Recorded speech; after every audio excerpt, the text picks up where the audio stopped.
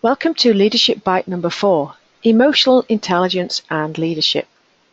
What is emotional intelligence and why is it so important in leadership? We'll answer the second part of that question shortly. First though, let's explore why we have emotions.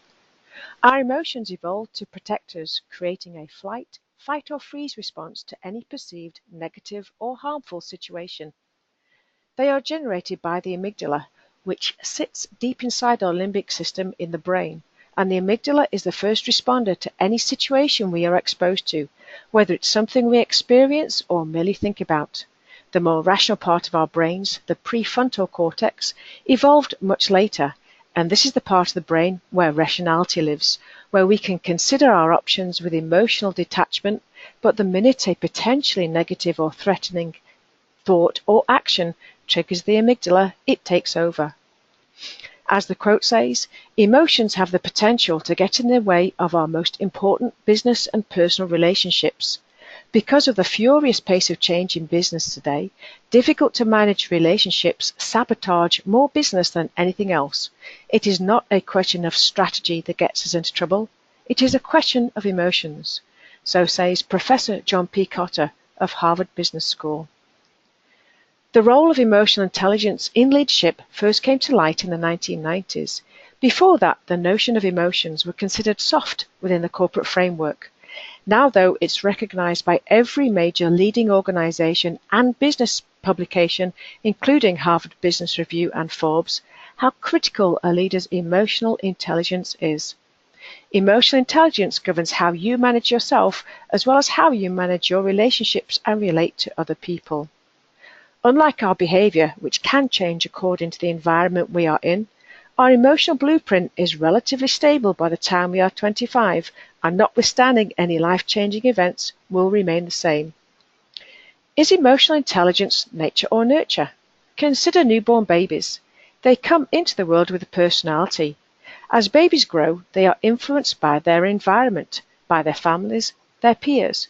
This influence leads us to develop our belief system, which is what we believe to be true about the world. Our values stem from this. These relate to how we live our lives.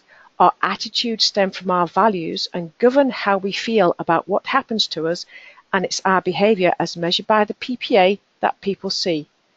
Our emotionality is formed as a combination of nature and nurture. Because everyone experiences life differently, there's no right or wrong answer in emotional intelligence, only how your emotions play a role in your life and whether you are in control of them or they are in control of you.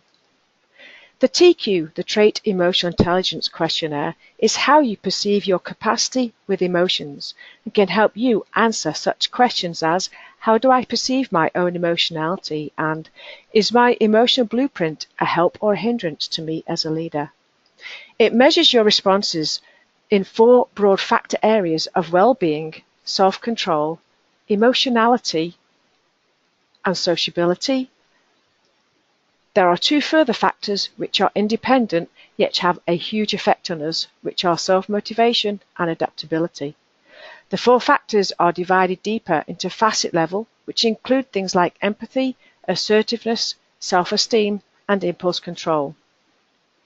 There's no right or wrong with emotions. The question is, do you have the right emotional load for your job, for leadership?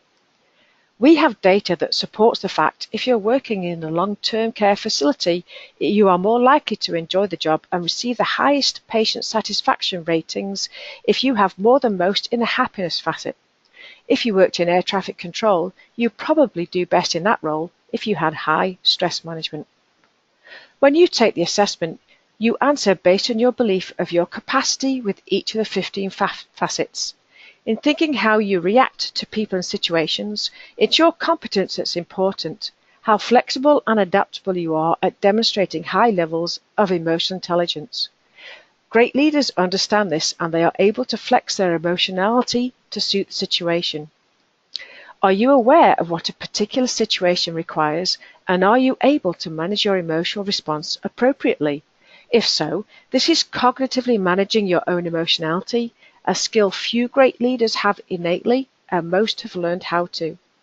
Another way of thinking about this is, What type of situations trigger a negative emotional response in you that you can potentially be hindered for as a leader? Consider situations where you've had a negative emotional response. How did you react? Are there any themes? Is it situations or people that trigger you? In the next episode, we'll be looking at strategies of how to manage your emotions under pressure. What's next? For more information about assessments, contact your HR department.